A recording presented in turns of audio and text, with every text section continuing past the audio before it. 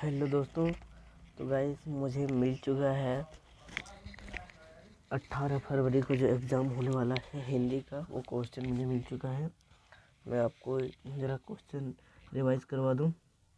तो सबसे पहले खंड का अपठित बोध निम्नलिखित गद्यांश को ध्यानपूर्वक पढ़कर पूछे गए प्रश्नों के उत्तर दें। चलिए गद्यांश पढ़ते हैं ब्रो। स्वास्थ्य हमारे जीवन का सबसे महत्वपूर्ण पहलू है। स्वास्थ्य शरीर में ही स्वस्थ मस्तिष्क का निवास होता है। यदि हम स्वस्थ रहना चाहते हैं तो हमें अपने खान पान, दिनचर्या और मानसिक स्वास्थ्य का ध्यान रखना चाहिए। संतुलित आहार, नियमित व्यायाम और पर्याप्त नींद अच्छे स्वास्थ्य के मुख्य स्तंभ है। इसके अतिरिक्त तनाव से बचना और सकारात्मक सोच रखना भी स्वास्थ्य बनाए रखने में सहायक होता है। स्वास्थ्य का सीधा संबंध हमारे दैनिक कार्यों और उत्पादकता से होता है। जो व्यक्ति स्वस्थ होता है वह न केवल शारीरिक रूप से बल्कि मानसिक रूप से भी अधिक सक्षम होता है। आज की भागदौड़ भरी जिंदगी में कई लोग अपने स्वास्थ्य को नज़रअंदाज कर देते हैं, जिससे दीर्घकालिक बीमारियों का खतरा बढ़ जाता है। इसीलिए हमें अपने स्वास्थ्य के प्रति सजग रहकर एक स्वस्थ और सुखी जीवन जीने का प्रयास करना चाहिए। चलिए पहले क्वेश्चन को पढ़ लेते हैं गाइस। स्वस्थ जीवन जीने के लिए गद्यांश में किन मुख्य स्तंभों का उल्लेख किया गया है? संतुलित आहार, नियमित व्यायाम और पर्याप्त नींद, केवल व्यायाम और खान पान, तनाव और सकारात्मक सोच, सपान एवं प्रति शारीरिक और मानसिक आराम। तो हमारा उत्तर जो है ए सही हो जाएगा, संतुलित आहार और नियमित व्यायाम और पर्याप्त नींद। चलिए क्वेश्चन नंबर 2 पढ़ लेते हैं। स्वास्थ्य का सीधा संबंध किससे है? सामाजिक जीवन से, दैनिक कार्यों और उत्पादकता से, धन संपत्ति से, भागदौड़ भरी जिंदगी से। तो इसका आंसर हो जाएगा बी, दैनिक कार्यों और उत्पादकता से। तीसरा क्वेश्चन है हमारा, तनाव से बचने के लिए गद्यांश में क्या उपाय सुझाया गया है? अधिक काम करना, नवोन्मेष शोध, सकारात्मक सोच रखना, पर्याप्त खाना खाना, देर रात तक जगना। तो इसमें ऑप्शन नंबर बी सही हो जाएगा, सकारात्मक सोच रखना। गाइस मैं VVI क्वेश्चन आपके लिए करा रहा हूँ। तो गाइस आप वीडियो को लाइक कर देना और चैनल को सब्सक्राइब कर देना। गाइस बहुत ही मेहनत लगती है एक वीडियो बनाने में। तो क्वेश्चन नंबर 4 पढ़ लेते हैं। भागदौड़ भरी जिंदगी में स्वास्थ्य को नज़रअंदाज करने का क्या परिणाम हो सकता है?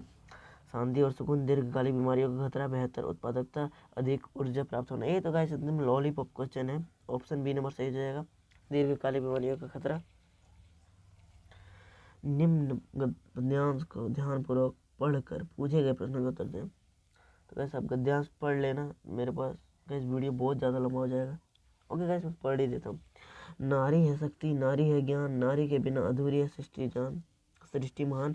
वह स्नेह का सागर, करुणा की धार, नारी है सृजन की अद्भुत पुकार। संघर्षों से आगे बढ़ती है नारी, हर बाधा को वह सरलता से हारी। समर्पण, साहस, धैर्य का प्रतीक, नारी के बिना जीवन है अधूरा अधीर। सम्मान दो नारी को, पहचान दो और उसको स्वप्नों को भी उड़ान दो। नारी है प्रकाश, नारी है जीवन, उससे ही यह जगत संपन्न। चलिए 5 नंबर क्वेश्चन को देख लेते हैं। पद्यांश के अनुसार नारी के बिना क्या अधूरी है? समाज, सृष्टि, शिक्षा, राजनीति। ये भी लॉलीपॉप क्वेश्चन है, सृष्टि हो जाएगा हमारा, ऑप्शन नंबर बी सही हो जाएगा। नारी को किसका प्रतीक बताया गया? संघर्ष और क्रोध, समर्पण, साहस और धैर्य, शक्ति और सुंदरता। डी सुंदरता और कला। समर्पण, साहस और धैर्य हो जाएगा। पद्यांश में नारी को किन गुणों से संबोधित किया गया है? क्रोध और लालच, स्नेह, करुणा और सृजन, धन और वैभव, कठोरता और अनुशासन। ऑप्शन नंबर बी सही हो जाएगा, स्नेह, कठोरता और सृजन। करुणा, सॉरी गाइस करुणा गलती हो गया, माफ़ कर दीजिएगा। नारी के स्वप्नों के लिए क्या आग्रह किया गया है? उन्हें दबाने का, उन्हें उड़ान देने का, उन्हें नज़रअंदाज करने का, उन्हें सीमित रखने का। गाइस ये क्वेश्चन बहुत ज़्यादा इंपॉर्टेंट है, VVI क्वेश्चन है गाइस। ऑप्शन नंबर बी सही हो जाएगा, उन्हें उड़ान देने का। खंड ख, व्याकरण निम्नलिखित प्रश्न को उत्तर दें। तो गाइस सकर्मक क्रिया का उदाहरण चुने। बच्चा रो रहा है, मैं खाना खा रहा हूँ, पक्षी उड़ रहा है, चंद्रमा चमक रहा है। तो गाइस ये ऑप्शन नंबर बी सही हो जाएगा, मैं खाना खा रहा हूँ। क्योंकि गाइस सकर्मक मतलब सकर्मक जिसका कोई अच्छा सा मीनिंग निकल जाए। मैं खाना खा रहा हूँ पूरा मीनिंग निकल रहा है। बच्चा रो रहा है, बच्चा क्यों रो रहा है? बताओ बच्चा क्यों रो रहा है? मैं खाना खा रहा हूँ, पक्षी उड़ रहा है, कहाँ उड़ रहा है? जमीन उड़ रहा है, आसमान में उड़ रहा है। तो भाई इसीलिए ऑप्शन नंबर बी सही है। समरक सकर्मक क्रिया और अकर्मक क्रिया में मुख्य अंतर क्या है? कर्ता में, क्रिया में, कर्म की आवश्यकता में, वाक्य की संरचना में, प्रशिक्ष। ऑप्शन नंबर सी सही हो जाएगा, कर्म की आवश्यकता में। सकर्मक क्रिया में हमेशा क्या होते हैं? एक कर्ता, एक कर्म, एक वाक्य, एक काल, एक धर्म, एक कर्म। तो ऑप्शन नंबर बी सही हो जाएगा, एक कर्म। निम्न में किस वाक्य में क्रियापद का उपयोग हुआ है? बच्चा दौड़ रहा है, हरे भरे पेड़, बड़ी मिठाई, नींद का किनारा। तो ऑप्शन नंबर ए सही हो जाएगा, बच्चा दौड़ रहा है। पत्र शब्द का एक अर्थ नहीं है। पत्रिका, पत्ता, चिट्ठी, पुस्तक। पुस्तक पत्र का आंसर नहीं है, पत्र मतलब होता है लेटर। मुख शब्द का एक अर्थ हो सकता है चेहरा, द्वार, सिर, कंठ। तो इसका चेहरा हो जाएगा। मुख मतलब मुंह होता है, आपको पता होगा। अव्यय शब्द की परिभाषा क्या है?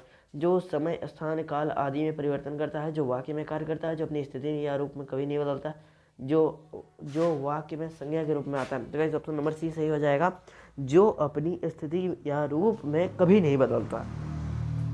चलिए आगे देख लेते हैं गाइस। वह जल्दी आया वाक्य में जल्दी शब्द किस प्रकार का अव्यय है? कालवाचक अव्यय, क्रिया विशेषण अव्यय, स्थानवाचक अव्यय, संबंधवाचक। तो गाइस ये एकदम लॉलीपॉप क्वेश्चन है, क्रिया विशेषण अव्यय। राजमहल शब्द किस प्रकार का समास है? तत्पुरुष समास, द्विगु समास, कर्मधारय समास, अनुसंधान एवं प्रसिद्ध द्वंद्व समास। तत्पुरुष समास हो जाएगा। बहुब्रीहि समास में किस प्रकार के पद होते हैं? दो पदों का अर्थ एक साथ मिलकर नया अर्थ बनाता है। दोनों पद का एक ही अर्थ होता है। पहले पद दूसरे पद का विशेषण करता है। समास का अर्थ दोनों पदों से अलग होता है। तो ये गाइस ऑप्शन नंबर डी से हो जाएगा, समास का अर्थ दोनों पदों से अलग होता है। तुम स्कूल जाओ और मैं घर जाऊंगा, इस वाक्य का प्रकार क्या है? सरल वाक्य, मिश्र वाक्य, संयुक्त वाक्य, विशेष वाक्य। तो गाइस ऑप्शन नंबर सी से हो जाएगा, संयुक्त वाक्य। मैंने उसे बुलाया क्योंकि वह देर से आया था, इस वाक्य में कौन सा वाक्य है? सरल वाक्य, मिश्र वाक्य, संयुक्त वाक्य, व्याख्यात्मक वाक्य। तो गाइस ऑप्शन नंबर बी से हो जाएगा, मिश्र वाक्य। खंडग। तो गाइस ये भी पढ़ दूंगा, पढ़ ही देता हूँ गाइस। पाठ्य पुस्तक निम्नलिखित गद्यांश को ध्यानपूर्वक पढ़कर दिए गए प्रश्नों के लिए सही उत्तर का चयन करें। बार बार सोचते क्या होगा उस कौम का जो अपने देश की खातिर घर गृहस्थी, जवानी, जिंदगी सब कुछ होम देने वाला भी पर भी हंसती है और अपने लिए बिकने के मौके ढूंढती है। दुखी हो गए 15 दिन बाद फिर उसी कस्बे से गुजरे। कस्बे से घुसने से पहले ही ख्याल आया कि कस्बे की हृदय स्थली में सुभाष की प्रतिमा अवश्य ही प्रतिष्ठापित होगी, लेकिन सुभाष की आंखों पर चश्मा नहीं होगा। गद्यांश में लेखक को किस बात का दुख हो रहा है? कौम की मानसिकता और अपने देश के प्रति उनकी निष्ठा, चश्मे की कमी परिचय, सुभाष चंद्र बोस की मूर्ति के बारे में वरिष्ठ रुचि, अपने जीवन के फैसले के बारे में। तो गाइस ऑप्शन नंबर ए से आ जाएगा, कौम की मानसिकता और अपने देश के प्रति उनकी निष्ठा। गद्यांश में लेखक यह विचार सुभाष की आंखों पर चश्मा का क्या अर्थ है? चश्मा सुभाष चंद्र बोस की पहचान का हिस्सा नहीं था। सुभाष चंद्र बोस की मूर्ति कोई कमी थी। मूर्ति में चश्मा मूर्ति के साथ जोड़ने का विचार लेखक ने किया था। लेखक ने चश्मा बनाने की योजना बनाई थी। तो गाइस ऑप्शन नंबर बी सही होगा, सुभाष चंद्र बोस की मूर्ति में कोई कमी थी। तो गाइस इस गद्यांश को भी आपने पढ़ लेना है, मैं भी नहीं पढ़ रहा हूँ। इस वीडियो काफ़ी ज़्यादा लंबा हो जाएगा तो आपको पढ़ लेना है। मैं थोड़ी देर वीडियो रोक कर पढ़ लेना था। चलिए मैं आगे बढ़ता हूँ।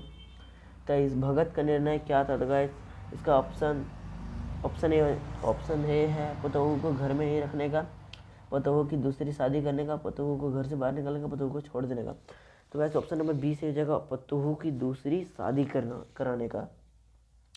पतोह ने क्या कहा था जब भगत ने उसे छोड़ने के लिए कहा? मैं घर से नहीं जाऊंगी, मैं दूसरी शादी करूंगी, मैं आपके लिए बुढ़ापे में भोजन बनाऊंगी, मैं घर छोड़ने को तैयार हूँ। तो गैस उन्होंने बोला था, ऑप्शन नंबर सी हो जाएगा, मैं आपके लिए भोजन बनाऊंगी बुढ़ापे में। निम्नलिखित पद्यांश को पढ़कर दिए गए प्रश्नों का सही उत्तर का चयन करें। तो गैस मैं तो नहीं पढ़ रहा हूँ, वीडियो काफ़ी ज़्यादा लंबा हो जाएगा। तो गैस मैंने वीडियो को यहाँ पे थोड़ा सा रोक दिया, आप लोग भी रोक के पढ़ लेना इसे। गर्भन के अभरक दलन में अभरक का क्या अर्थ है? तो ऑप्शन नंबर सी हो जाएगा गाइस, बच्चा। महीप कुमार किसे कहा गया है? तो गाइस इसमें लक्ष्मण को महीप कुमार कहा गया है। परशुराम और राम लक्ष्मण परशुराम संवाद आपने पढ़ा होगा गाइस, तो उसमें लिखा हुआ है महीप कुमार लक्ष्मण को बोला गया है। विपुल बार महिदेवन दीही में महिदेव किसका संदर्भ है? तो गाइस ऑप्शन ए महादेव यानी कि शिव भगवान है। 28 परशु बिलोकु महीप कुमारा में परशु किसे किसके लिए प्रयुक्त हुआ है? तो ऑप्शन एक युद्ध शस्त्र, एक शक्तिशाली देवता का नाम, राजा का तलवार, किसी खास प्रकार का धनुष। तो एक युद्ध अस्त्र। गंतव्य का अर्थ क्या है? घाटी, जंगल, पत्थर, पहाड़। तो गाइस ऑप्शन नंबर डी हो जाएगा सही, पहाड़। लास्ट क्वेश्चन गाइस 30, जिनके नागरे की जीप में किसकी तस्वीर लगी हुई थी? महात्मा गांधी, दलाई लामा, महात्मा बुद्ध, महावीर की। तो गाइस ये हो जाएगा सही Dalai Lama, option number B से हो जाएगा गाइस। तो गाइस वीडियो को यहीं स्टॉप करते हैं गाइस, और आशा करता हूँ ये वीडियो आपको बहुत ही ज़्यादा पसंद आई होगी। तो गाइस प्लीज़ एक लाइक कर देना, जो लोग ने सब्सक्राइब नहीं कर रखा है गाइस सब्सक्राइब करो जल्दी से गाइस, मेरा न्यू चैनल है गाइस, जल्दी से सब्सक्राइब करो प्लीज़ गाइस प्लीज़।